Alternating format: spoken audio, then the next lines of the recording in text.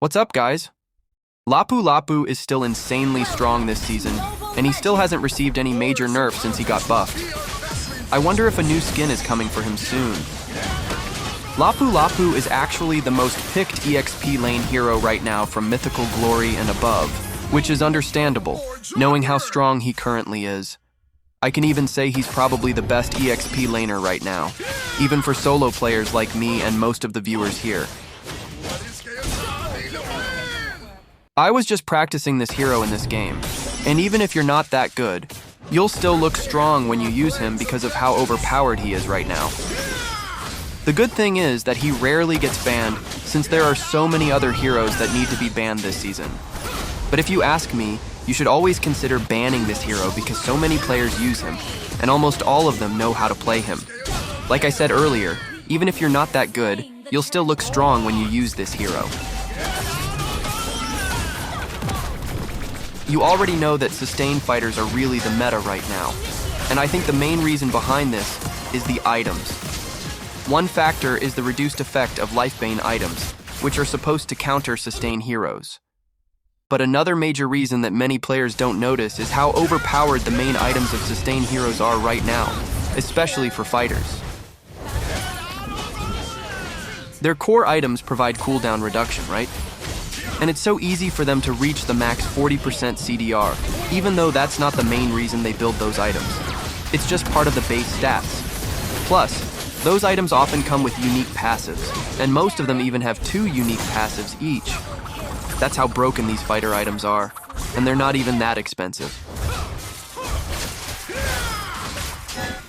Try removing all the cooldown reduction from their items. It would have a massive effect on fighters, because almost all, if not all of them, are skill-dependent heroes. They don't rely much on basic attacks. Their power mainly comes from how often they can spam their skills. Some already have low cooldowns by default, and with CDR from items, it becomes even lower.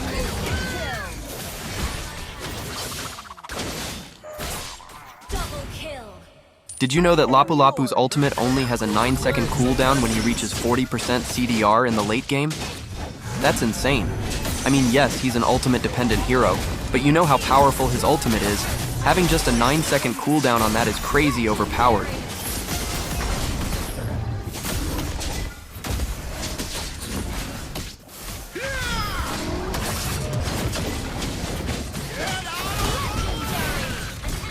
And when he uses his ultimate, he gains 3 extra skills which are different from his normal form skills. That means they have separate cooldowns, so even if you just used your first and second skills before ulting, you get a new set of stronger first and second skills right away. Then when his ultimate ends, even if the ultimate form skills are still on cooldown, his normal form skills become available again. His first skill in ultimate form can stun enemies, and he can use it twice because of CDR. Meanwhile, his second skill, which grants damage reduction, can be used up to 4 times. That's how crazy it is. Plus, his ultimate and first skill both have CC immunity. It's funny when you think about it. He's supposed to be ultimate dependent, but his ultimate is so powerful that having just a few seconds cooldown makes him broken in any part of the game. That was just a practice game, by the way, and we actually won, plus I even got MVP. This hero is just so easy to use. You can literally learn how to play him just by watching. That's why I'm not really impressed by most Lapu users. Even though they look strong in-game, it's mainly because of the hero they're using. He's overpowered and way too easy to play. It was crazy what happened to me here. I suddenly lagged even though my ping was green. I'm low on HP. Although yeah, there are really players who are genuinely skilled, like Sanford in TLPH. He's always in God mode. But in ranked games, it's hard to be impressed by players who use meta heroes, especially when their opponents are using trash or off-meta heroes. They already have a huge advantage just by their hero pick alone. And the funny part is, some of them even act so arrogant afterward, like they're unbeatable or something. I'll only be impressed if someone uses off-meta heroes and still manages to look strong against meta heroes. Right? Like when someone uses Xylong or Argus and completely destroys a Lapu or other meta EXP laners. That's when I'd actually be amazed. If you're watching this and you're not a fighter user yet, you should start learning fighters now.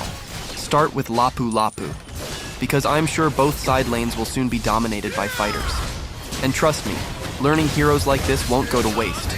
You can use them on both side lanes, and even as a roamer if you want to.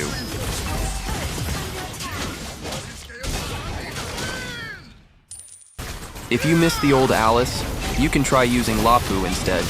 He's super tanky, and at the same time his damage hurts a lot. Plus, crowd control effects are almost useless against him because of his CC immunity.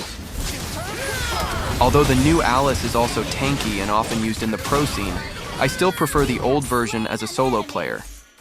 The current Alice just isn't meant for solo play anymore. She's more for 5-man coordinated teams. You need a carry beside you now because her damage isn't enough to 1v5 enemies like before. This is exactly what I've been telling you. Cooldown reduction plays a huge role for meta fighters right now. I literally just used my ultimate, and then it was already available again, which became the reason I managed to outplay the enemies there, when I was actually supposed to be the one dying in that situation. By the way, Yujin is also meta right now, definitely in the top 5 EXP laners for sure. He's really strong, it's just that he's harder to use since he requires precise timing and accuracy. But if it's Sanford using him, Yujin is hands down the best hero. In this game, our Freya was pretty much useless. I'm not sure if she was just struggling against the enemy lineup or if she simply didn't know how to use the hero properly. Meanwhile, my teammates were too focused on trash-talking her. It's really hard to think of the right strategy when everyone's busy talking trash instead of focusing on the game. But honestly, it would have felt so satisfying if my fist could go through the screen and straight to her face. Just kidding. I actually got nervous here. I thought the enemy might steal the Lord even though they didn't have retribution. Good thing our retribution gods came through.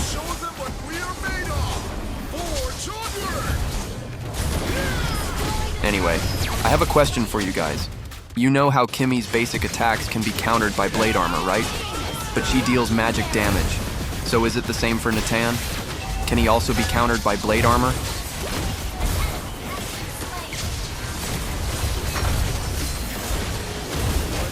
So yeah, good thing the game ended before the turret hit me, so my deaths didn't increase. We still won this game, and I can really say that Lapu is insanely strong right now. Strong enough to carry teammates. He has everything you could ask for in a hero for solo rank games: tankiness, sustain, damage, crowd control, and even CC immunity. But yeah, we all have our worst games sometimes. And in this match, I actually became the feeder early game. Kagura even trash-talked me and told me to go to sleep. I wonder what would have happened if I actually listened to her and went to sleep at that moment. So I read a comment saying I should also show my worst games in my videos. So this one's for you, and I hope you're happy now. Don't forget to hit that like and subscribe button for me. Honestly, it's kind of embarrassing to show a game where I ended up feeding. My subscribers might even unsubscribe after this. But fine, I'll show it anyway so you'll know that I'm human too. Not every game I play goes well, but even at my worst, I'm still not as bad as those trash marksman users.